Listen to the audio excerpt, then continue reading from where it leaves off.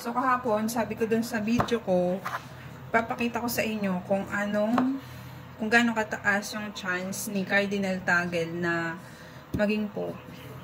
Kasi nga, sinali nila yun dito sa betting store dito sa Malta.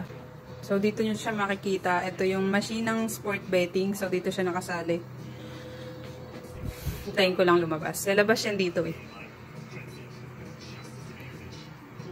Ayan. So dito makikita natin yung odds niya. Ibig sabihin ng odds, yung may pinakamababang odds dito, siya yung... What? Yes, of course. Take. Yung may pinakamababang odds, ito yung 90% na pwedeng ma-declare as Pope. Ito yung matataas na odds. Yan yung ibang cardinal na pwede ding ma-declare as Pope. Pero, dito matataas yung odds nila. So, nasa like 40%, 30%, nasa ganun yung chance. Pero etong si Cardinal Tagle is nasa pangalawa siya. Sa pinakamababang odds. Ibig sabihin, kumbaga sa betting, kung i-compare natin sa sports, siya yung favorite. Pangalawa siya sa ranking. Paganyan na lang natin.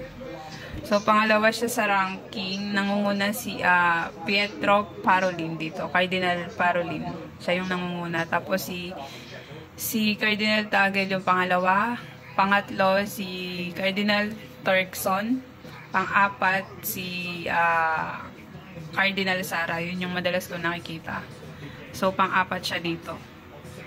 And pang-lima, si Matteo Supi.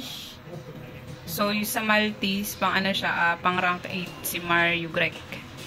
So, ayan, nakakagulat lang din na, pangalawa si Cardinal Tagle sa rank dito. So, siya yung pangalawa sa pinakamataas na chance na maging Pope. So, yan.